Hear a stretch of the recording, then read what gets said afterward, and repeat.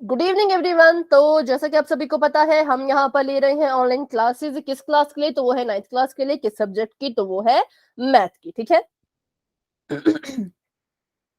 तो करते हैं आज की क्लास को शुरू। देखते हैं यहाँ पर हम पढ़ रहे हैं अपना सेकंड चैप्टर जिसका नाम है बहुपद, और उसमें हम पढ़ रहे थे बहुपद का गुणन, कि कैसे जो है वो बहुपदों को बहुपदों से गुणा किया जाता है। अच्छा, जमा कैसे किया जाता था अगर किसी को याद है तो? जमा और घटाव अगर बहुपद का मैंने करना है तो उसके लिए एक शर्त होती है। वो शर्त मैम क्या समान होती है? पद जरूरी होते हैं। हाँ जी बेटा, फिर से बोले। मैम समान पद होने चाहिए। Very good. किसने आंसर दिया? ये नाम भी बताए। ज्योति। शायद ज्योति आपने आंसर दिया। ठीक है, यस मैम। बिल्कुल सही। इन्होंने कहा कि जमा और घटाव के लिए बहुपद एक शर्त रखता है। वो ये शर्त रखता है कि अगर आप बहुपद को जोड़ना या घटाना चाहते हो तो समान पदों को ढूंढो, और समान पद ही आपस में जमा होते हैं और आपस में घटते हैं। अगर पद समान नहीं हुए तो हम उस बहुपद को हल ही नहीं कर पाएंगे। तो ये शर्त रखता है बहुपद कब? जमा और घटाने के केस में। लेकिन गुणा के केस में ऐसा कुछ नहीं होता। गुणा के केस में किसी को किसी से भी गुणा किया जाता है, पर गुणा करना कैसे है इसका तरीका होता है। ठीक है। गुणा करने के लिए किसी किसी को भी किसी से भी गुणा कर दो, पर कैसे गुणा करना है उसका एक तरीका होता है। वही तरीका हम यहाँ पे सीखते आए हैं और आज भी इसको सीखेंगे। ये इस टॉपिक का लास्ट क्वेश्चन होगा। तो कोई भी डाउट अगर आपको रहता है तो आपने इस क्वेश्चन में अपना वो दूर करने की कोशिश करनी है। तो सबसे पहले बात कर लेते हैं हम जमा और गुणा के नियम की, क्योंकि वो बहुत जरूरी है। कुछ बच्चे उसमें कंफ्यूज रहते हैं। और ध्यान रहे तो ये जमा और घटाने का नियम आपके काम आएगा इन सवालों को हल करने के लिए। तो पहला है जमा और घटाव के नियम, और दूसरे हैं गुणा के नियम। ठीक है। दूसरा कौन सा है? तो गुणा के नियम। चलिए, पहले गुणा के नियम कर लेते हैं। गुणा के नियम थोड़े से इजी हैं, क्योंकि गुणा के नियम कहते हैं कि जिसको आप गुणा कर रहे हो उन संख्याओं को पहले गुणा कर लो, उनके चिन्ह मत देखो, चिन्हों को भूल जाओ। जिस भी संख्या को गुणा आपने करना है उनको पहले आराम से आप सभी गुणा कर लीजिए। ठीक है। तो ये क्या कहता है कि पहले तो गुणा कर लीजिए बिल्कुल आराम से, उसके बाद एक उत्तर आपके पास आ जाएगा। अब हम किसी चीज को गुणा करते हैं तो गुणा करके एक आंसर तो आता ही है।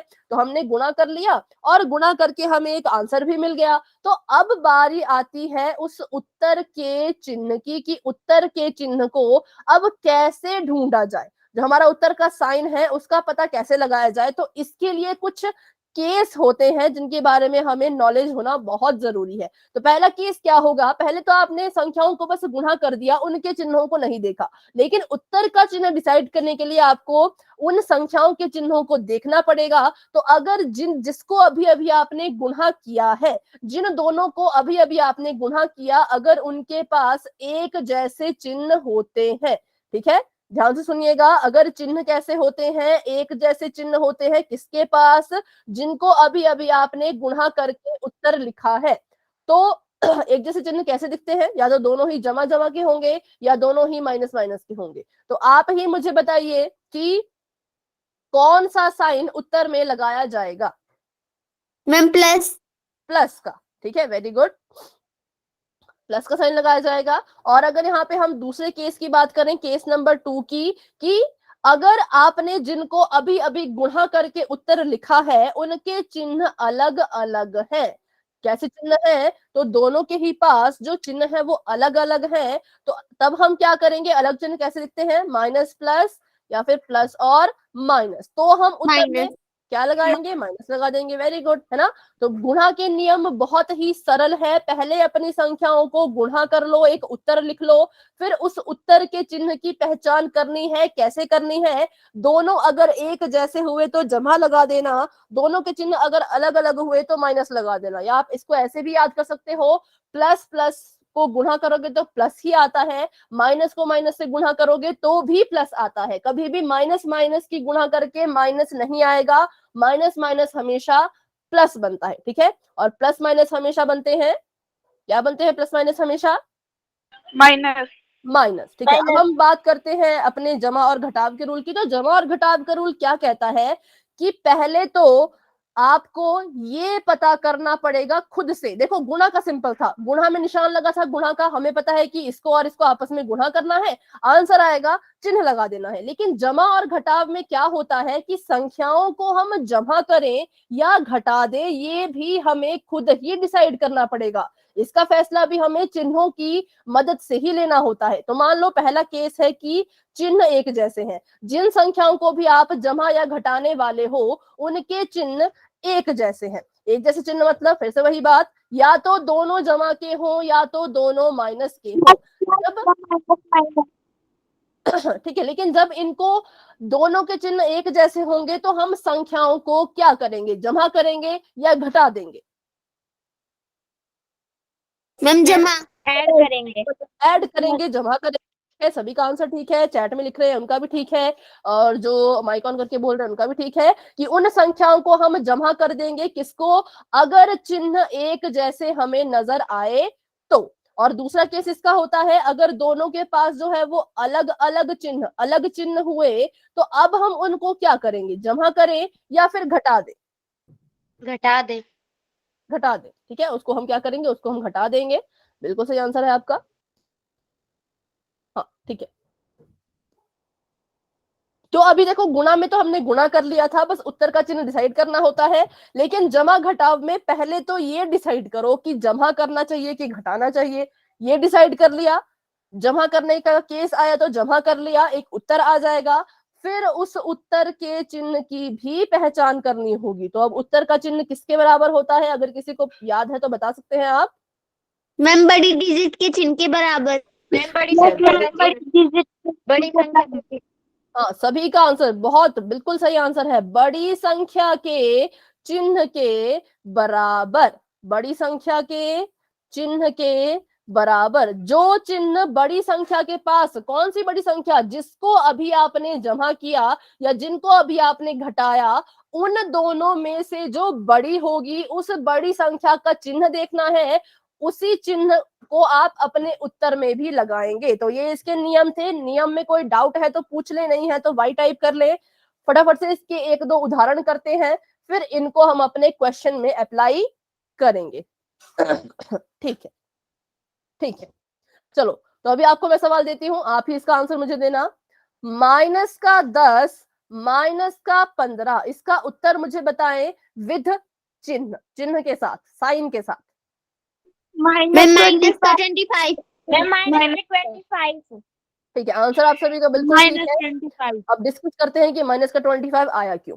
सबसे पहले मैंने देखा कि ये भी माइनस का है, ये भी माइनस का है, दोनों के पास है एक जैसे चिन्ह। अब मुझे समझ नहीं आया, अगर मैं चिन्ह देखूं तो ऐसा लग रहा है कि ये तो माइनस होने वाले हैं, पर अगर मैं इसका भी चिन्ह देखूं तब मुझे लग रहा है कि ये तो कुछ और ही होगा। तो इसके लिए हमें रूल पता है, रूल पता होने चाहिए तभी तो ऐसे क्वेश्चन हम कर पाएंगे। तो रूल मुझे पता था कि अगर दोनों के पास एक जैसे चिन्ह होंगे तो उन संख्याओं को आपस में जमा कर देना है। माइनस माइनस दोनों के पास था तो इसको जमा कर दो, जमा करके आ जाएगा 25। ठीक है, अब जमा करके 25 तो आ गया, लेकिन इसमें उत्तर का चिन्ह क्या होगा, जो भी संख्या इन दोनों में बड़ी है। कौन बड़ी है, 15 बड़ा है, तो 15 को देखो, 15 के पास माइनस का साइन है तो उत्तर में भी माइनस का साइन ही लगाया जाएगा। ठीक है, अभी अगर इस क्वेश्चन को मैं थोड़ा चेंज कर दूं तो अब आप मुझे बताएं 10 गुणा -15।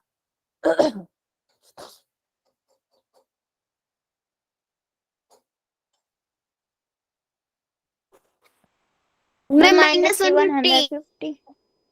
ठीक है, ठीक है, तो गुणा क्या कहता है, गुणा कहता है पहले तो आराम से बैठ के गुणा कर लो। गुणा किया तो 15 गुणा 10 किया तो आ गया 150। फिर अब माइनस कहता है, सॉरी गुणा कहता है कि गुणा करके उत्तर आ गया।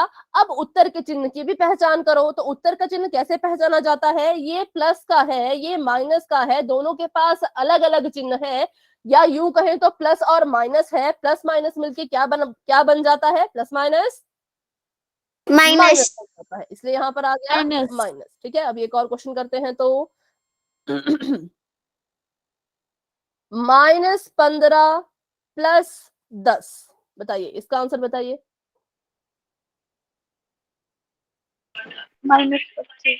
मैम -5। -5, ठीक है, -25 नहीं आएगा बेटा, -25 क्यों नहीं आएगा? हाँ, -25 क्यों नहीं आएगा, क्योंकि ये जमा का है, ये माइनस का है, दोनों के पास अलग अलग चिन्ह है। जब चिन्ह अलग अलग है तो संख्याओं को घटा दिया जाता है, प्लस माइनस माइनस कर दिया जाता है। तो 15 में से 10 को माइनस करो तो आ जाएगा 5, और 15 और 10 में 15 बड़ा है, 15 के पास माइनस है तो उत्तर में भी माइनस ही लगाया जाएगा। ठीक है, इसलिए यहाँ पर आ गया माइनस का 5। और एक आखिरी उदाहरण करते हैं, फिर अपना क्वेश्चन हम करेंगे। -10 गुणा माइनस का 5।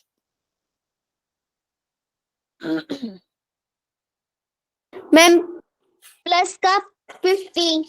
ठीक है, गुणा करके आ गया 50, और चिन्हों को देखो तो माइनस माइनस भी मिलके प्लस बन जाते हैं, इसलिए प्लस का 50। तो ये हमने रूल पढ़े, रूल के आधार पे हमने कुछ उदाहरण भी करे। तो अभी भी आपको कोई डाउट है तो बच्चों पूछ लें एक बार, अगर नहीं है डाउट तो वाई टाइप करो, फिर हम क्वेश्चन की तरफ बढ़ते हैं।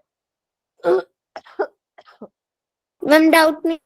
ठीक है, नो मैम। चलिए, तो किसी का डाउट होगा तो माइक ऑन करके पूछ लेना। बाकी हम एक क्वेश्चन अभी करते हैं, ताकि छोटे मोटे डाउट अगर हैं भी तो वो क्वेश्चन देख के ही आपके सॉल्व हो जाए। ठीक है,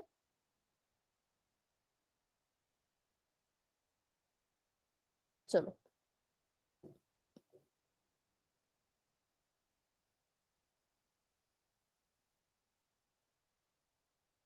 बहुपद की गुणा त्रिपद से, 1 मिनट। ठीक है। अच्छा, सबसे पहले मुझे आप ये बताइए, अगर मैं 2 गुणा 3 लिखूं या 3 गुणा 2 लिखूं, ये अलग अलग हैं या ये एक जैसे हैं? मैम एक जैसे। मैम एक एक जैसे। जैसे। ठीक है, मतलब गुणा में आगे पीछे लिखा जा मैम सकता है। एक ठीक है, तो अब मुझे दिख रहा है कि ये वाली जो चीज है ये भी तो आपस में गुणा हो रही है, गुणा हो रही है ना। तो अगर मैं इसको ऐसे लिखूं, 6a प्लस बी, और ब्रैकेट में ही a प्लस बी माइनस 3, तो अब ये बराबर है या ये अलग हो गए? मैम बराबर ही है। बराबर ही है, क्योंकि मैंने क्या किया, मैंने बस इसको आगे लिख दिया और इसको पीछे लिख दिया। गुणा में ऐसा चलता है, गुणा में आप ऐसा कर सकते हो कि एक को आगे एक को पीछे आप अपनी मर्जी से लिख सकते हो। ठीक है, तो अब करते हैं इसको सॉल्व। तो इसको सॉल्व करने के लिए सभी को पता होगा, हमने एक नियम पढ़ रखा था। वो नियम क्या कहता है कि कभी भी बहुपद की गुणा अगर हम किसी बहुपद से कर रहे हैं, किसी द्विपद की गुणा किसी बहुपद से कर रहे हैं, तो हम क्या करते हैं, ध्यान से सभी सुनिएगा। फिर ऐसा एक क्वेश्चन आप करेंगे, उसके बाद ही हम पोल में जाएंगे। ये मैं आपको करवाऊंगी, इसके बाद एक क्वेश्चन आप खुद करेंगे, फिर पोल में हम जाएंगे। ठीक है, तो अभी देखिए, ध्यान से इसको देखिएगा। डाउट होगा तो बीच में बच्चों आप खुद ही मुझसे पूछ लेना। शुरू करते हैं। सबसे पहले हम पहले ब्रैकेट की पहली टर्म या पहले पद को उठाएंगे और उसकी गुणा दूसरे वाले पूरे ब्रैकेट से करेंगे। तो करते हैं, लिखते हैं इसको। पहले ब्रैकेट की पहली टर्म या फिर पहला पद है माइनस का 6a, तो मैंने इसको लिख दिया। फिर मैंने यहाँ पे गुणा का निशान लगा के ये पूरे की पूरी ब्रैकेट लिख दी, a प्लस बी माइनस 3। ठीक है, ये पूरा का पूरा मैंने यहाँ पर लिख दिया। आगे देखिए, तो अब हम अगले पहले ब्रैकेट की ही दूसरी टर्म को उठाएंगे और उसकी गुणा भी पूरे के पूरे ब्रैकेट से कर देंगे। तो जब मैं पहले ब्रैकेट की दूसरे पद को उठाऊंगी तो वो है b, लेकिन b का भी तो कोई चिन्ह है। बताइए b का चिन्ह क्या है? Ma'am plus. Plus. Ma'am plus. Ma'am plus. कैसे पता लगा? क्योंकि जो भी इस पद से पहले चिन्ह लगता है वो उसका होता है। 6a का चिन्ह जो है वो माइनस है। मुझे कैसे पता लगा? क्योंकि मैंने देखा कि 6a से पहले माइनस लगा था, तो इसका चिन्ह माइनस का है। समझे बेटा?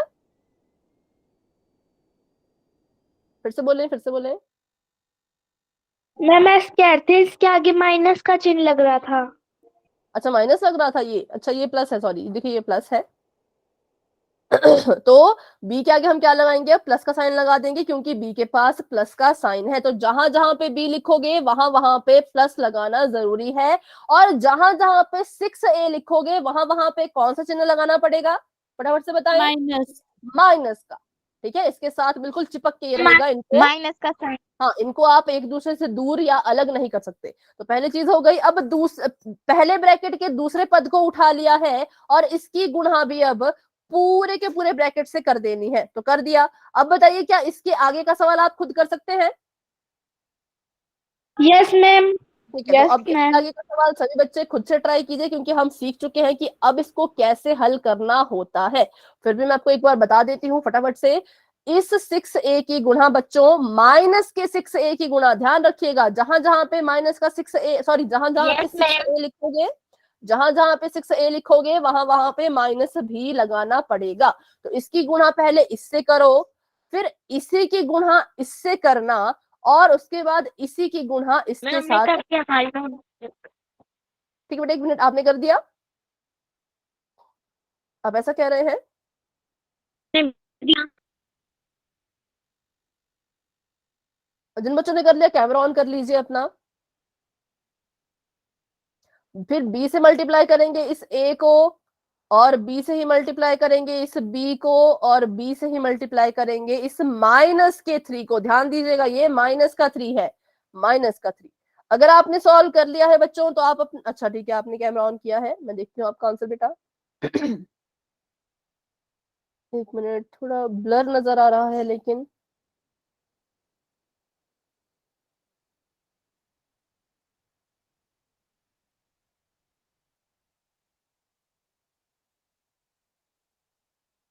-18a कहाँ लिखा आपने? माइनस माइनस प्लस 18a, ठीक है। और उसके बाद जब आपने b से गुणा की तो क्या क्या आया बताइए? b से गुणा करने पर ab b स्क्वायर और -3, ठीक है। उसके बाद आपने फिर समान पदों को एक साथ लिखा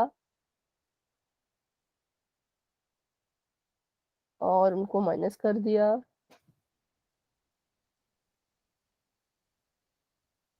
ठीक है। आपका आंसर ठीक है ज्योति? शायद प्रिया अपना आंसर बता रही थी। नो मैम, हमने भी दिखाया है।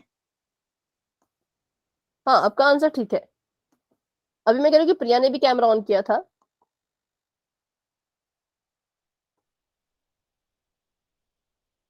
और काफी ब्लर नजर आ रहा है, धुंधला धुंधला सा नजर आ रहा है। थोड़ा सा स्टेबल होने में शायद टाइम लगे। तब तक के लिए बाकी बच्चे भी हल करें।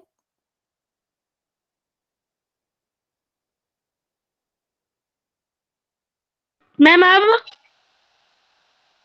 एक मिनट।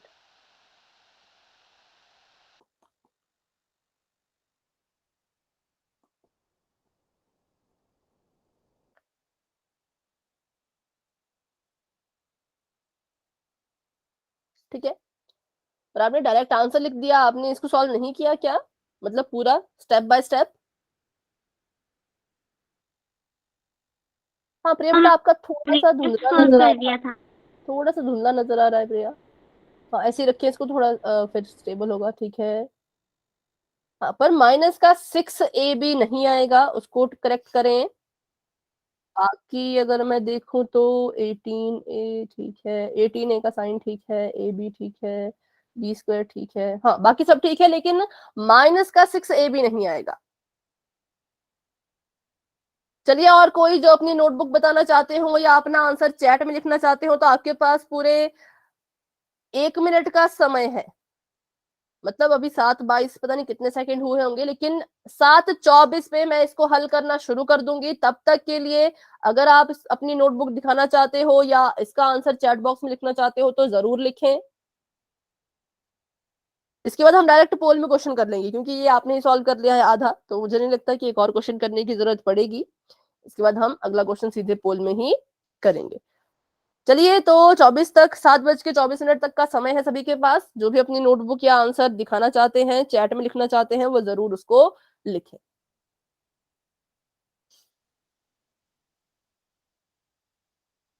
कोई नहीं है क्या? सॉल्व नहीं कर रहे अभी आप क्या?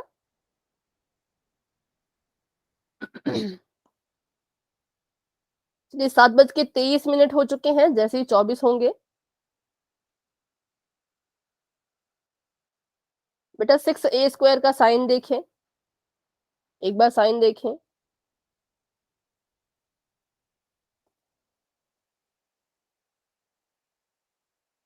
हाँ अभी ठीक है।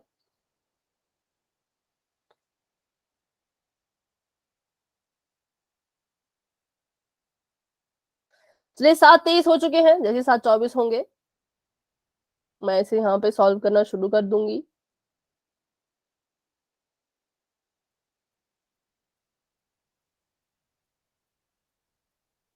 चलिए 7:24 हो चुके हैं, तो इसको करते हैं यहाँ पर हल, और मेरे साथ साथ आप सभी भी इसको सॉल्व करेंगे। तो मैं इसको बिल्कुल शुरू से लिखने वाली हूँ, बिल्कुल शुरू से आप भी देखिएगा, इस क्वेश्चन को करेंगे, फिर सीधा आपको पोल में क्वेश्चन दिया जाएगा। तो मैंने सबसे पहले क्या किया, मैंने इसको आगे पीछे लिख दिया, क्योंकि मल्टीप्लीकेशन में ये चलता है, मल्टीप्लीकेशन में हम ऐसा कर सकते हैं। तो ऐसे मैंने इसको लिख दिया, और यहाँ पे लिख दिया a + b - 3। अब होता क्या है, तो पहले ब्रैकेट की पहली टर्म को उठाइए और उसकी गुणा पूरे के पूरे ब्रैकेट से कर दें। तो माइनस का 6a लिख लो, उसकी गुणा दूसरे वाले पूरे के पूरे ब्रैकेट से कर लीजिए, ठीक है। फिर दूसरी टर्म उठाएंगे और उसकी गुणा भी पूरे ब्रैकेट से कर लेंगे। तो प्लस का b उठा लो और उसकी गुणा भी पूरे के पूरे ब्रैकेट से जो है वो कर लो, ठीक है। तो अभी करते हैं गुणा। तो मैंने कहा था जहां की हर एक पद का अपना अपना चिन्ह होता है, तो 6a यहाँ पर माइनस का है और 3 भी माइनस का है। तो जहां जहां पे आप 6a लिखेंगे उसके साथ साथ माइनस का साइन जाएगा, जहां जहां पे 3 लिखेंगे उसके साथ साथ भी माइनस का चिन्ह जाएगा। तो अभी करते हैं गुणा। सबसे पहले माइनस के 6a की गुणा a के साथ करेंगे, फिर दोबारा से मैंने यहाँ पे 6a ही लिखना है। क्यों 6a लिखना है, क्योंकि देखो पहले मैंने इसकी गुणा इससे की, अब इसकी गुणा मैं इसके साथ भी तो करने वाली हूँ, तभी यही तो हमारा नियम है, यही तो हमारा रूल है। तो यहाँ पर भी मुझे 6a ही लिखना पड़ा। तो यहाँ पे 6a लिखा, तो बताइए इससे पहले मैं कौन सा चिन्ह लगाऊं? माइनस का। क्यों माइनस का? क्योंकि मैंने कहा 6a माइनस का है, इसका चिन्ह इसके साथ बिल्कुल चिपक के रहेगा, हम इसको अलग इससे नहीं कर सकते। तो इसलिए माइनस का 6a और अब गुणा का b। अब दोबारा से मैंने 6a ही लिखना है, तो दोबारा 6a लिख दिया और दोबारा चिन्ह कौन सा आएगा, तो माइनस का ही आएगा। और अब ये गुणा कर रहा है 3 के साथ। क्या ये सही है? क्या ये चीज मैंने सही लिखी? नो ये मैम, अब इसके साथ माइनस का 3 आएगा। हाँ आएगा, तो माइनस का 3 आएगा। बस यही छोटी छोटी सी गलतियां हो जाती है आपसे, तो इनका बच्चों ध्यान रखिएगा, चिन्हों का ध्यान रखिएगा, साइन का ध्यान रखिएगा। तो अभी पहली चीज मैंने हल मतलब सॉल्व करके खोल के लिख दी है। अब बढ़ते हैं दूसरे की तरफ। तो यहाँ पर तो बिल्कुल सिंपल है, प्लस का बी है, तो प्लस के बी को ऐसे का ऐसा ही उतार दीजिए। पहले प्लस बी पहले गुणा करेगा ए के साथ, इसने पहले इसके साथ गुणा की, अब यही बी बी के साथ गुणा करेगा, तो यही बी बी के साथ गुणा करेगा। और अब देखें तो यही बी जो है वो माइनस के 3 के साथ भी गुणा करेगा। तो इसको नीचे लिख लेती हूँ, यही वाला बी यहाँ है और अब ये गुणा कर रहा है माइनस के 3 के साथ। पहले इसके साथ गुणा की, फिर इसके साथ, फिर इसके साथ। इस स्टेप में किसी भी बच्चे को कोई भी डाउट है तो आप मुझसे बच्चों पूछें।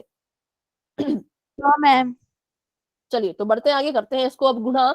6a 6a की गुणा जब a के साथ करेंगे तो आ जाएगा 6a की घात 2, और साइन यहाँ पर आएगा माइनस का। क्यों माइनस का? क्योंकि हमने अभी अभी पढ़ा था कि अगर एक माइनस का हो और दूसरा प्लस का हो तो प्लस और माइनस मिलके माइनस बन जाते हैं, ठीक है। आगे बढ़ते हैं, अगर तो यहाँ पर इसको इससे गुणा करो तो आ जाएगा 6ab, और इसका साइन भी आएगा माइनस का ही, क्योंकि खुद ये माइनस का है, b जमा का है, प्लस माइनस माइनस। आगे गुणा करें तो गुणा करके आ जाएगा 6 3 18 और साथ में a, 6 3 18 और a, ठीक है। और इसका इसके साइन की बात करें तो इसका साइन भी होगा माइनस, सॉरी माइनस का होगा, बताएं जरा। मैम प्लस का होगा, मैम प्लस का होगा, होगा। प्लस का, क्योंकि देखो ये भी माइनस है, ये भी माइनस है, दोनों माइनस के हैं, माइनस माइनस प्लस, ठीक है। आगे गुणा कीजिए तो b की गुणा a में करेंगे तो आप इसको ba भी लिख सकते हो और ab भी लिख सकते हो। अभी हमने पढ़ा था 2 गुणा 3 लिखो या 3 गुणा 2 लिखो, एक ही बात है। तो ba लिखे या ab लिखे, एक ही बात है, क्योंकि पहले से यहाँ पर ab वाली एक टर्म मौजूद है, एक पद पहले से मौजूद है। तो यहाँ पर मैं इसको ab ही लिखूंगी ताकि बाद में ये समान पद बन सके। तो गुणा करके आ गया ए बी, सभी को समझ आया। बी ए को मैं ए बी भी लिख सकती हूँ, इसलिए मैंने इसको यहाँ पे ए बी लिख दिया और जमा का निशान आ गया। बी की गुणा बी से करेंगे तो आ जाएगा प्लस का बी स्क्वायर, और बी की गुणा 3 से करेंगे तो आ जाएगा 3b, लेकिन किसका? माइनस का। क्यों माइनस? क्योंकि 3 के पास माइनस है। ठीक है, तो ये हमारा आ चुका है। अब देखिए, अब हमने इसमें ढूंढना है समान पदों को। तो बताइए यहाँ पर आपको कोई समान पद नजर आ रहे हैं? यस मैम, -6 उनके नाम AB और बताइए। AB। 6ab और ab, ठीक है। 6ab का साइन कौन सा है तो उसके नाम में वो भी शामिल होगा। तो माइनस का 6ab और प्लस का ab, ये दोनों समान पद हैं। और क्लास के स्टार्टिंग में ही हमने सीखा था कि समान पद आपस में हल हो जाते हैं, तो इनको हम हल कर देंगे। जो हल नहीं हो सकते पहले उनको लिख लो। माइनस का 6a² मैंने लिख लिया क्योंकि ये हल नहीं हो सकता, ये किसी के समान नहीं है। प्लस का 18a मैंने लिख दिया क्योंकि ये भी सॉल्व नहीं हो सकता, या फिर चलो यहाँ पे जगह छोड़ देते हैं इसके लिए। अभी यहाँ पे लिखती हूँ मैं प्लस का 18a, ये भी हल नहीं हो सकता। प्लस का b², ये भी हल नहीं हो सकता। और माइनस का 3b, ये भी हल नहीं हो सकता। ये नहीं हो दोनों सकता। और ये दोनों हल हो जाएंगे। एक के पास माइनस का चिन्ह है, एक के पास जमा का चिन्ह है। बताइए इनको मैं आपस में क्या करूं, जोड़ दूं मैम या घटा दूं? माइनस। माइनस कर दे, ठीक है। 6 में से एक मैम माइनस करो, कितना आएगा? Ma'am 5 AB। 5ab, और साइन कौन सा आएगा? Ma'am minus. माइनस का, क्योंकि ए बी और 6ab में 6 बड़ा है, 6 के पास माइनस है, तो आंसर में भी माइनस ही आना चाहिए। तो अभी बताएं, ये आपका सवाल था, ऐसे इसको हमने हल किया। इस क्वेश्चन में कोई भी डाउट किसी का है तो प्लीज बच्चों पूछ लें, क्योंकि अभी हम पोल में क्वेश्चन करने वाले हैं। आपको स्टेप्स बता देती हूँ। सबसे पहले तो पहले ब्रैकेट की पहली टर्म को ले लेना और उसकी गुणा दूसरे ब्रैकेट से करनी है। फिर पहले ब्रैकेट की ही दूसरी टर्म को लेना, उसकी गुणा भी पूरे के पूरे ब्रैकेट से करनी है। फिर आपको पता है कि अंदर की बाहर जो बैठा है उसकी बारी बारी से अंदर गुणा करते जाना, बारी बारी से अंदर गुणा करते जाना। गुणा करके आपके पास एक व्यंजक बन जाएगा ऐसा। फिर आपने उसमें ढूंढने हैं समान पद, और उन समान पदों को कर लेना है हल। हल करने के बाद जो फाइनल आंसर आता है वही आपका उत्तर माना जाएगा। ठीक है, हल करने से पहले का उत्तर आपका फाइनल आंसर नहीं होगा। समान पदों को ढूंढने के बाद, हल करने के बाद जो आंसर आएगा उसी को हम फाइनल आंसर मानेंगे। तो चलिए अभी के लिए चैट ऑफ कर देते हैं और बढ़ते हैं अपने सवाल की तरफ। तो ध्यान से देखिएगा, कोई टफ क्वेश्चन नहीं है, इजी है, बस स्टेप बाय स्टेप चलना है। ठीक है, तो वैसे तो इसको उल्टा पुल्टा लिखा है, मैं आपको इसको सीधा करके लिख के दे देती हूँ, फिर आप इसको अच्छे से हल कर लेना। -2m प्लस n, पहले ब्रैकेट में है -2m प्लस n, और दूसरे ब्रैकेट में है m प्लस n -1। चलिए इसको सभी बच्चे हल करेंगे और अपना आंसर देना है पोल में। ध्यान दें, पोल के ऑप्शन सारे ही एक जैसे हमें दिख रहे होते हैं, कुछ कुछ इनमें फर्क होता है। वो फर्क क्या है वो आपको बच्चों खुद ढूंढना होगा, इसलिए पहले अपना आंसर सॉल्व कर लें, उसके बाद ही ऑप्शंस को देखिएगा। ठीक है।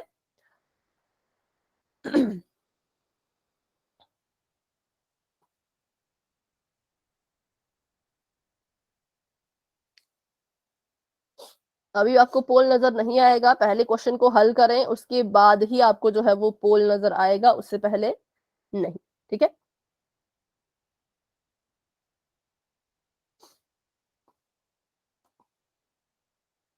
ध्यान से कीजिएगा। जमा गुणा के नियम हम पढ़ चुके हैं, समान पद कैसे ढूंढते हैं ये हम पढ़ चुके हैं, और कैसे कैसे गुणा करना है ये भी हम पढ़ चुके हैं। और जिस पद को आप जहां से उठाओगे उसके चिन्ह को उससे अलग मत करना। जहां जहां पे 2m लिखोगे वहां वहां पे उसके साथ माइनस लगाना है, जहां जहां पे 1 लिखोगे वहां वहां पे उसके साथ भी माइनस जो है वो लगाना है। चलिए, अभी जिसने भी आंसर अपना सॉल्व कर लिया है, हल कर लिया है, वो अपना आंसर दे सकते हैं।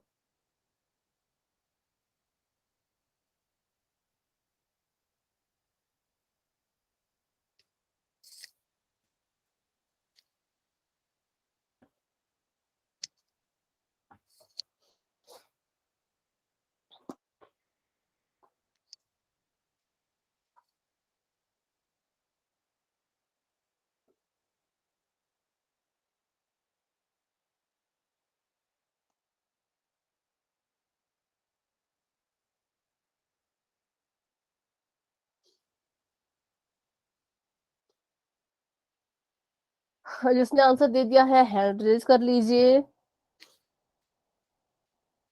2 बच्चों के आंसर आए अभी, एक का सही एक का गलत।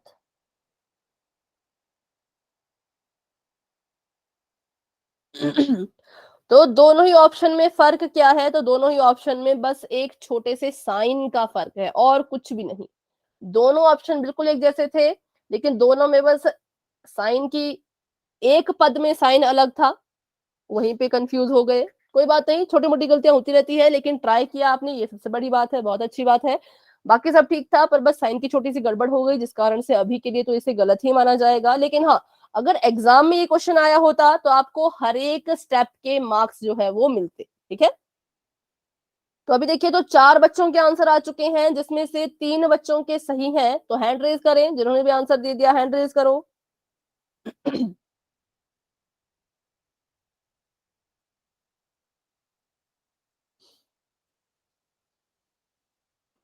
और जिन्होंने आंसर नहीं दिया है वो हैंड डाउन कर लो, क्योंकि बहुत से बच्चों के हैंड रेज्ड हैं। अगर आपने आंसर नहीं दिया है तो अपना हाथ बेटा नीचे कर लें, उसको डाउन कर लें। अच्छा, तो अभी प्रिया, वंदना, जन्नत एंड प्रदीप। अच्छा, एक मिनट, और कुमुद। 6 बच्चों के आंसर आए, 3 बच्चों के सही, 3 बच्चों के गलत। तो ध्यान से करें, कोई जल्दी नहीं है, आराम से करो, चिन्ह देख देख के करो, रूल्स को अप्लाई करो।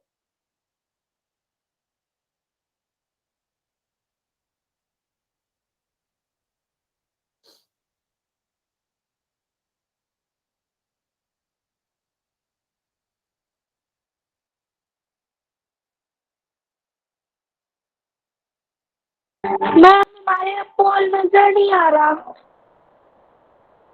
पोल नजर नहीं आ रहा बेटा, क्लास को लेफ्ट करके एक बार ज्वाइन करें।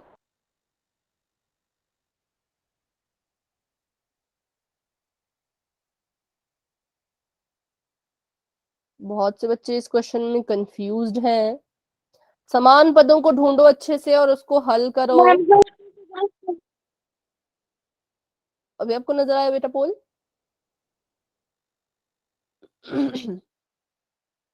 मुझे तो अभी लग रहा है जैसे किसी का ये आंसर सही नहीं है। अच्छा, एक मिनट चेक करने दें।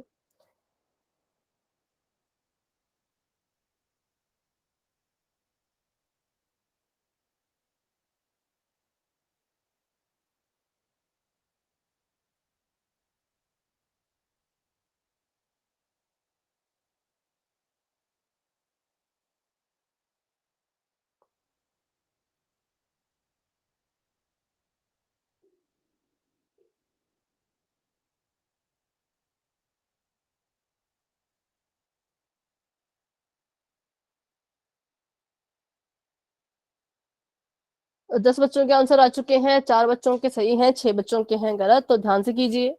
क्लास में हमारे पास अभी हैं 17 स्टूडेंट्स क्लास में हैं, जिसमें से 10 बच्चे आंसर दे चुके हैं, 7 बच्चे अभी भी रहते हैं। तो सभी अपने अपने आंसर को अच्छे से हल कीजिए और उसके बाद अपना आंसर आपने देना है पोल सेक्शन में। तो 11 बच्चों के आंसर आए हैं, 5 बच्चों के सही हैं, 6 बच्चों ने थोड़ा सा गलत कर दिया है, कोई बात नहीं, सही गलत बहुत बाद की बात है। ट्राई सभी करें, अटेम्प्ट सभी करें, और हैंड रेज भी सभी करें जिसने आंसर दे दिया है। ठीक है, ज्योति, पायल, नितिन, मोनिका, वंदना, कपिल, प्रदीप, महेश, जन्नत, प्रिया, पायल, कुमुद, ये सभी बच्चे अपना आंसर दे चुके हैं। अभी 12 बच्चों के आंसर आए, तो 6 बच्चों के सही हैं और 6 बच्चों के ही गलत हैं। तो अभी रहते हैं हमारे पास 5 बच्चे। 5 बच्चे अभी ऐसे जिन्होंने आंसर नहीं किया, शायद वो क्वेश्चन को सॉल्व कर रहे हैं। तो चलिए हल कीजिए और अपना आंसर दीजिए पोल में। ठीक है, 13 बच्चों के आंसर आए, तो 7 बच्चों के उत्तर बिल्कुल सही हैं। बहुत बढ़िया, हैंड भी रेज करते जाएं साथ साथ।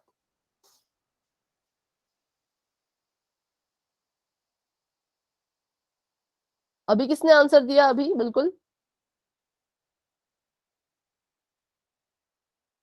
ठीक है, नितिन ने भी आंसर दे दिया है, मीनाक्षी ने भी आंसर दे दिया है, पूजा, रोहित, मनीष, बच्चों आप भी अपना अपना आंसर दे दीजिए पोल में। अगर आंसर दे दिया है तो हैंड रेज कर लो, क्योंकि अभी 13 ही बच्चों के आंसर आए। ठीक है, 14 बच्चों के आंसर आ गए। पूजा ने शायद आंसर दे दिया। 8 बच्चों के सही हैं, 6 बच्चों के गलत हैं। अभी हमारे पास रहते हैं 14, 15, 16, 17, 3 बच्चे। रोहित बेटा अपना आंसर दे दीजिए पोल में। अगर आंसर दे दिया है तो हैंड रेज कर लो। मनीष बेटा आप भी आंसर दे दो पोल में। आंसर दे दिया है तो हैंड रेज कर लो। करते हैं अब हम 10 सेकंड का वेट और बढ़ते हैं फिर आगे। चलिए 10। दिव्य बेटा आपने आंसर दे दिया है। ठीक है, अभी 16 बच्चों के आंसर आ गए। तो मतलब क्लास में 16 ही बच्चे थे, शायद 17 बच्चे हैं क्लास में। माइक ऑन करके बता दे एक बार दिव्या एंड नीलाक्षी, क्या आप अपना आंसर दे चुके हैं? अच्छा, हैंड रेज है मतलब दे चुके हैं। मैम मैं दे चुकी हूँ। बेटा दिव्या एंड नीलाक्षी, नीलाक्षी कहा मैंने, मतलब NI नीलाक्षी।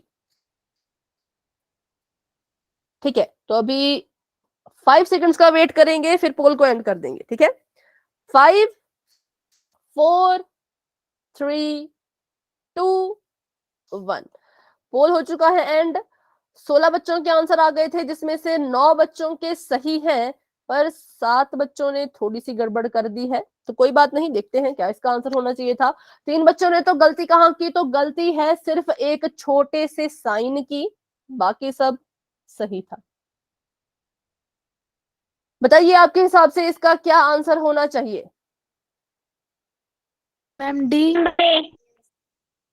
ठीक है, देखिए कुछ बच्चे कह रहे हैं ए, कुछ बच्चे कह रहे हैं डी। तो ए और डी में अच्छा मैम सिर्फ डी। नहीं, बहुत सा फर्क है। Ma'am D. ए ऑप्शन देखो, ए ऑप्शन को अगर मैं ध्यान से देखूं तो ए ऑप्शन तो पहले ही गलत हो गया। क्यों गलत हो गया? क्योंकि यहाँ पर तो m का स्क्वायर ही नहीं किया है इन्होंने, तो ये कैसे ठीक हो सकता है? तो इसको पहले ही हम गलत मान लेंगे, क्योंकि स्क्वायर यहाँ पे नहीं किया गया था। ठीक है, तो इसलिए ऑप्शन नंबर ए गलत है। अब करते हैं यहाँ पे अगला इसको सॉल्व और देखते हैं कौन सा ऑप्शन सही होगा। सबसे पहले माइनस के 2m की मल्टीप्लीकेशन हमने पूरे के पूरे ब्रैकेट के साथ करनी थी। किसकी? -2m की। उसके बाद प्लस का n लीजिए और इसकी मल्टीप्लिकेशन भी पूरे के पूरे ब्रैकेट के साथ कर दीजिए। तो माइनस के 2m को जब आप m से मल्टीप्लाई करेंगे सबसे पहले तो, ठीक है, यहाँ पे मैं इसको लिखती हूँ, -2m multiply by m, -2m multiply by n, और -2m मल्टीप्लाई बाय माइनस का 1। आगे बढ़ते हैं, plus n multiply by m, plus n multiply by n, और plus n multiply by minus का 1। करते हैं इनको बारी बारी से मल्टीप्लाई। तो माइनस के 2m को जब m से गुणा करेंगे तो आएगा माइनस का 2m स्क्वायर, और यहाँ पे आएगा माइनस का 2mn, और यहाँ पे देखो 2m को गुणा करेंगे एक से तो 2m ही आएगा, और साइन की अगर बात कर ले तो यहाँ आ जाएगा प्लस का साइन, क्योंकि ये भी माइनस दोनों माइनस माइनस के हैं, तो माइनस माइनस बन जाता है प्लस। आगे बात करें तो n की गुणा m से होगी तो आ जाएगा प्लस का nm, और मैंने कहा था कि nm को आप और किस तरह लिख सकते हो? अगर ab को ba लिख सकते हैं तो nm को कैसे लिख सकते हैं? mn। ठीक है, तो यहाँ पे मैंने क्या किया, यहाँ पे मैंने इसको nm ना लिख के क्या लिख दिया, तो मैंने इसको लिख दिया m और n। क्यों? क्योंकि इसके पास भी mn था, तो मैंने सोचा कि इसको भी अगर मैं mn लिखूं तो ये समान पद बन जाएंगे और सॉल्व करने में थोड़ी आसानी हो जाएगी। आगे सॉल्व करें तो आ जाएगा प्लस का n स्क्वायर और माइनस का n। तो ये हमारे पास एक व्यंजक या फिर बहुपद आ गया। अब इसमें हमने समान पदों को ढूंढना था और सॉल्व करना था। तो ये वाला पद और ये वाला पद एक दूसरे के समान है, बाकी जो समान नहीं है उनको ऐसे का ऐसा उतार लीजिए। तो -2m स्क्वायर आ जाएगा, प्लस का 2m आ जाएगा, प्लस का n स्क्वायर आ जाएगा, और माइनस का n आ जाएगा, ऐसे का ऐसा ही। ठीक है, इनको हल करते हैं तो ये खुद माइनस का है और ये प्लस का है, प्लस माइनस मतलब इनको हम आपस में माइनस करेंगे, 2mn में से एक mn को हमने घटा दिया तो आंसर में तो एक ही mn बचेगा, और साइन की अगर बात करें तो वो होगा माइनस। तो अब इसको करते हैं, मैच करते हैं, इसकी तरह ये दिख रहा है तो -2m square minus mn plus 2m plus n square minus n। तो इसका मतलब ऑप्शन नंबर डी जो है वो बिल्कुल करेक्ट आंसर है, जो कि 9 बच्चों का बिल्कुल सही था, लेकिन 7 बच्चों ने थोड़ी सी गड़बड़ कर दी थी, कोई बात नहीं। तो देखिए अब यहाँ पर ऑप्शन नंबर ए गलत है, बी और सी गलत है, लेकिन अभी अगर आपको समझ आ गया कि ऑप्शन नंबर डी इसका सही आंसर क्यों है तो वाई टाइप कर दें। लेकिन अभी भी अगर कोई डाउट किसी के मन में है तो बच्चों अभी के अभी मुझसे अपना डाउट आप क्लियर कर सकते हैं। No ma'am. ठीक है, सभी बच्चे अपना अपना आंसर एक बार दे दें। ठीक है, तो बढ़ते हैं आगे। Option number D is the right answer. अब हम पढ़ने वाले हैं पोलिनोमियल के बारे में ही, लेकिन अब हम पढ़ेंगे तो उसके चर के बारे में। एक चर वाले बहुपद क्या होते हैं, कैसे दिखते हैं, वो हम अभी थोड़ा सा डिस्कस कर लेते हैं। चलिए तो बढ़ते हैं आगे। अब हमारा ये जो टॉपिक है गुणा, जो गुणन था बहुपदों का वो खत्म हो चुका है, अब एक चर वाले बहुपद जो है वो शुरू हो चुके हैं। तो सबसे पहले इसकी परिभाषा देख लेते हैं। ऐसे बहुपद जिनमें केवल एक ही चर का प्रयोग किया जाए उसे हम एक चर वाला बहुपद कहते हैं। तो चर का क्या मतलब होता है? चर होते हैं बच्चों इंग्लिश के अल्फाबेट्स ABCD और XYZ, ये चर होते हैं। और बहुपद क्या होता है? तो बच्चों बहुपद एक खास तरह का बीजीय व्यंजक है जिसमें चर की जो घात होती है, चर की जो घात होती है वो हमेशा कैसी होनी चाहिए? कैसी होनी चाहिए? एक पूर्ण संख्या। एक पूर्ण संख्या। चर की घात हमेशा ही पूर्ण संख्या होनी चाहिए। ठीक है, तो उसको हम कहते हैं बहुपद। चलो, तो अभी मैं आपको एक उदाहरण देती हूँ, आपने बताना है कि वो बहुपद है या नहीं है। तो सबसे पहले बताइए 9x की घात 2 माइनस 6, क्या ये एक बहुपद है? Yes yes ma'am. यस, हाँ ये एक बहुपद है। क्यों? क्योंकि इसमें अगर हम चर की घात देखें तो चर यहाँ पर x है, x की घात जो है वो 2 है, 2 एक पूर्ण संख्या होती है। चर की घात में पूर्ण संख्या है तो मतलब ये बहुपद होगा। अगर मैं आपको उदाहरण दूं तो 9 वर्गमूल x माइनस 7 या जमा 7 कर लीजिए, क्या ये एक बहुपद है? No ma'am. No ma'am. यहाँ पे x नो की मैम। घात 1/2 होगा। No ma'am. ठीक है, ये एक बहुपद नहीं है। क्यों? क्योंकि हमने बहुत पहले की क्लास में पढ़ा था कि अगर यहाँ पर हम इस चर की घात निकालना चाहें, हमें तो चर की घात चाहिए, मतलब मुझे x की घात चाहिए, तो x की घात निकालने के लिए मैं क्या करूंगी? इस वर्गमूल को घात में बदल दूंगी, और जब हम वर्गमूल को घात में बदलते हैं तो घात में आ जाता है 1/2। ठीक है, अब इसको अगर हम ध्यान से देखें तो चर की घात 1/2 है और 1/2 एक पूर्ण संख्या नहीं है। जब घात में पूर्ण संख्या ही नहीं होगी तो उसको हम बहुपद भी नहीं कहेंगे। तो ये था बहुपद के बारे में छोटा सा इंट्रोडक्शन, एक छोटा सा रिवीजन कि उसके चर की घात में यहाँ पर ऊपर जो बैठा होना चाहिए वो पूर्ण संख्या ही होनी चाहिए। ठीक है, तो अभी बढ़ते हैं आगे कि क्या होते हैं एक चर वाले बहुपद। तो ये कह रहे हैं अगर किसी बहुपद में आपको एक ही चर नजर आ रहा है तो उसको आप एक चर वाला बहुपद कहेंगे, जैसे कि 2x जमा में 5। यहाँ पर अगर मैं आपको बोलूं कि आपको कौन सा चर और कितने चर नजर आ रहे हैं तो पहले तो बताइए कि चर कौन है? Ma'am x. x। मैम और चर कितने और चर है ये यहाँ पर? मैम एक। एक ही है, तो इसको हम मैम क्या एक कहेंगे? इसको हम कहेंगे कि ये एक चर वाला बहुपद चर है। वाला ऊपर है। ठीक है, आगे बढ़ते हैं।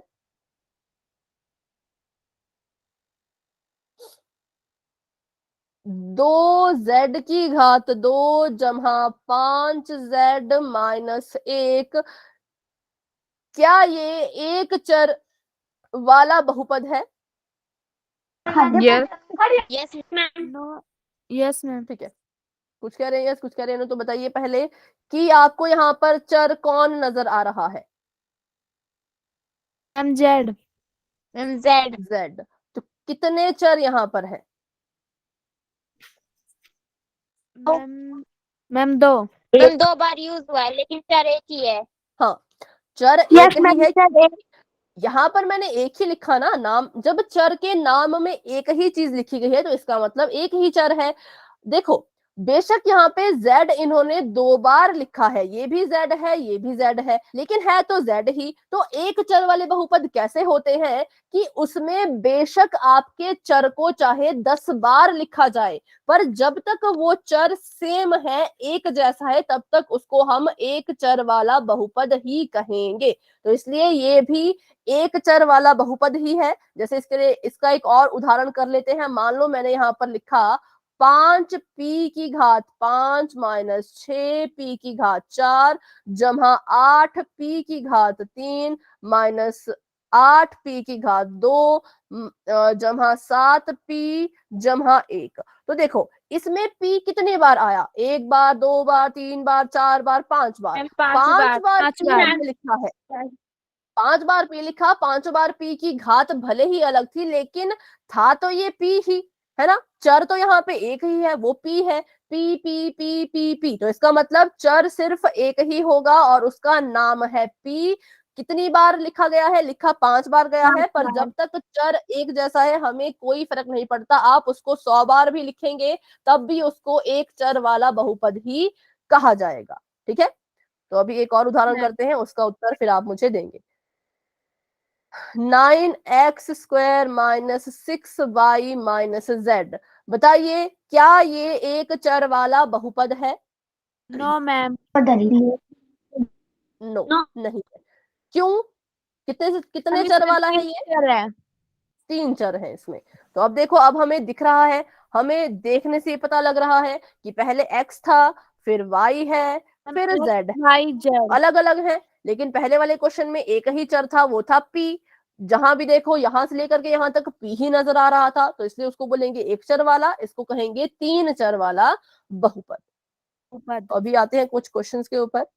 चलिए, आपने मुझे बताना है यहाँ पर कि x+1 में चरों की संख्या कितनी है? एक है, और उस चर का नाम बताएं। Ma'am 1 X। x। तो क्या ये एक चर वाला बहुपद है? Yes ma'am. Yes, ma'am. दूसरे की बात करें तो z² जमा ये नहीं है। x जमा मैम y, ये नहीं है। इसमें कितने चर हैं? मैम 3।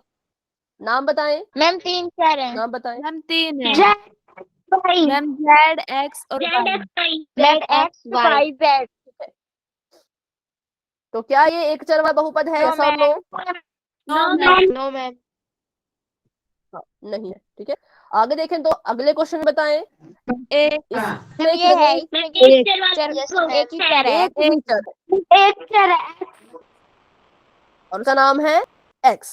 तो ये भी एक चर वाला बहुपद होगा। ठीक है, तो अभी अच्छा आगे तो क्वेश्चन है, चलो अब मैं आपको बताती हूँ। तो यहाँ पर सवाल 5 वर्गमूल y जमा 8, क्या ये एक चर वाला बहुपद है?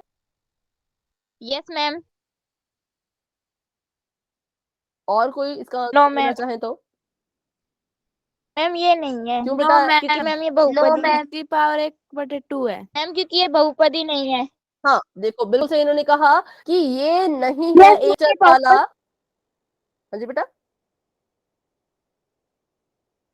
देखो मैम ये बहुपद नहीं है। हाँ, ये बहुपद नहीं है। कभी भी आपको ऐसा सवाल अगर आता है कि एक चर वाले बहुपद को पहचानो, है ना, तो आपने हमेशा इस बात को याद रखना है कि पहले तो ये चेक करना पड़ेगा कि ये बहुपद है भी या नहीं। अगर वो बहुपद ही नहीं है तो हमें कोई फर्क नहीं पड़ता, उसके पास एक चर हो, 2 चर हो, चाहे 5 चर हो, हमें कुछ फर्क नहीं पड़ेगा। अगर वो बहुपद ही नहीं तो हम उसकी तरफ देखेंगे भी नहीं। सिंपल सी बात, ठीक है। तो अभी एक दो एग्जांपल देख लो, कौन कौन बहुपद नहीं होते हैं वो मैं आपको बताती हूँ। सबसे पहले तो अगर आपका चर कभी भी वर्गमूल के अंदर चला जाए तो आप कहेंगे कि ये बहुपद नहीं है, और जब ये बहुपद ही नहीं है तो उसको हम एक चर वाला, दो चर वाला कुछ भी नहीं कहेंगे, ठीक है। दूसरा केस होता है जब आपका चर बटे के नीचे, मतलब कि हर में चला जाता है। अगर आपका चर हर में लिखा गया है, सिर्फ चर की बात यहाँ हो रही है, ध्यान दें, सिर्फ इंग्लिश के अल्फाबेट्स की बातें यहाँ पर हो रही है। अगर ऐसा होता वर्गमूल 5 और x की घात 10, तो हम कहते कि हाँ ये एक चर वाला बहुपद है, क्योंकि यहाँ पर वर्गमूल के अंदर संख्या थी। चर कभी भी वर्गमूल के अंदर नहीं जाना चाहिए। चर अगर वर्गमूल के अंदर चला गया तो आप साफ मना कर दीजिएगा कि ये तो बहुपद ही नहीं है। जब ये बहुपद ही नहीं तो इसका चर भी हम नहीं लिखेंगे, ठीक है। पहला केस वर्गमूल के अंदर ना जाए, दूसरा केस बटे के नीचे ना आए, ठीक है। इन दो केसेस को ध्यान से देखिएगा। अगर ऐसा कोई केस हुआ तो आप साफ मना कर देना कि ये एक चर वाले नहीं है। अगर ऐसा केस नहीं हुआ, बिल्कुल साधारण सा हुआ, जहां पे आपको ऐसा लिखा है कि 5 और आपका जो चर है वो उसके साथ लिखा गया है और उसकी घात भी कैसी है, पूर्ण संख्या है, ठीक है, तो आप उसको जरूर कहना कि हाँ ये एक चर वाला बहुपद है, क्योंकि इसमें चर भी एक है और ये बहुपद भी है। ये सभी को समझ आया कौन से केसेस में बहुपद नहीं होगा? तो वाई टाइप कर दो, क्योंकि अब हम पोल में क्वेश्चन करने वाले हैं। तो पोल के क्वेश्चन बिल्कुल अच्छे से कीजिएगा। तो चलिए अभी के लिए चैट ऑफ कर लेते हैं, 5 मिनट है हमारे पास, एक क्वेश्चन तो शायद हो ही जाएगा अब तक, है ना, 5 मिनट में। तो अभी के लिए चैट हो चुकी है ऑफ, बढ़ते हैं अपने सवाल की तरफ। क्वेश्चन को ध्यान से सभी ने सुनना है। में भी नहीं होगा ना? बेटा माइक ऑफ, 1 मिनट, फिर से बोले, फिर से बोले बेटा। ज्योति आपने क्या कहा?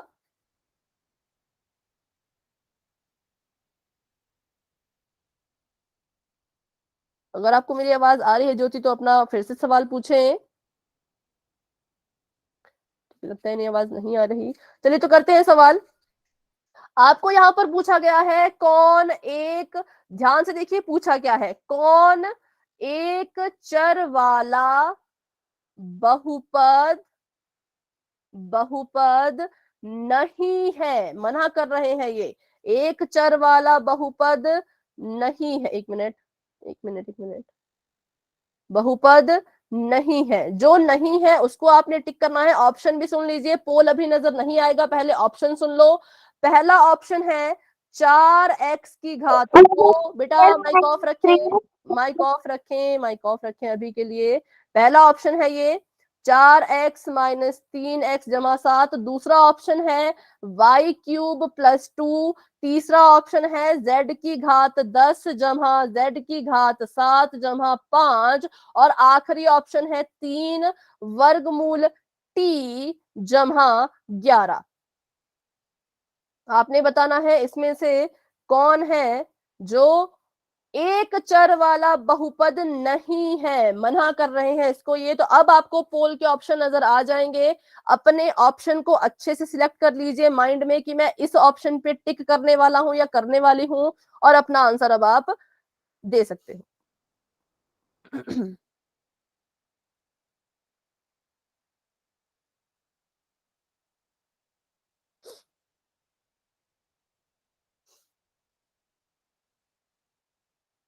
वेरी गुड, 10 बच्चों के आंसर आ चुके हैं, 11 बच्चों के आंसर आ चुके हैं, लेकिन एक बच्चे ने थोड़ी सी गड़बड़ कर दी है, बाकी बच्चों का अभी तक सही है। 12 बच्चों के आंसर आ चुके हैं, क्लास में है 16 बच्चे। तो फटाफट से अपना आंसर दे दीजिए ताकि एक और क्वेश्चन हम पोल में फटाफट कर लें, फिर हमारा ये टॉपिक खत्म ही हो जाएगा एक तरह से। 13 बच्चों के आंसर आ चुके हैं, वेरी गुड। 3 बच्चे अभी भी रहते हैं, तो अपना आंसर दे दो पोल में। करती हूँ मैं 10 सेकंड्स का वेट और बढ़ते हैं आगे, क्योंकि बहुत सिंपल क्वेश्चन है, देखना है और ऑप्शन पे क्लिक करना है और वोट कर देना है। 10 9 8 7 6 5 4 3 2 1। चलिए तो 14 बच्चों के आंसर आ चुके हैं, पोल हो चुका है एंड 14 में से 12 बच्चों के आंसर ठीक है। दो बच्चों ने थोड़ी सी गड़बड़ कर दी है। हाँ बताइए। Answer number D is the right option answer. Number D The answer number D is the बिल्कुल right सही, answer. बिल्कुल सही, क्योंकि ये वर्गमूल में था। हमने अभी अभी पढ़ा वर्गमूल में कोई चीज होगी तो वो बहुपद नहीं होती, इसलिए ये उत्तर वो बहुपद नहीं होता। बहुपद नहीं है। ठीक है, तो अभी बढ़ते हैं आगे। एक और क्वेश्चन है, उसको भी कर लेते हैं, चैट ऑफ कर लेते हैं पहले। याद रखिएगा कौन कौन से केसेस आपको बताए गए हैं। एक तो वर्गमूल में ना हो और दूसरा बटे के नीचे भी ना हो। ऐसे अगर आपको केसेस नजर आएंगे तो वो बहुपद नहीं होते हैं। अगला क्वेश्चन आपके सामने ये है, आपको घनमूल बताना में है। होंगे वो भी नहीं होंगे ना बेटा फिर से बताएं, आपकी एक तो आवाज मैम? घनमूल में भी नहीं अब- मैम, घनमूल में होंगे वो भी नहीं हाँ होंगे ना? घनमूल नहीं, कोई भी नहीं होंगे फिर। ठीक है, कोई भी नहीं होंगे। चलिए आपने इसमें बताना है कौन एक चर वाला बहुपद है। नहीं की बात नहीं कर रहे, अब कह रहे हैं कि कौन है जो एक चर में बहुपद है। ठीक है, ऑप्शन ध्यान से सुन लो फटाफट से। अभी ऑप्शन सुन लो। 3 वर्गमूल x जमा 2x जमा 7।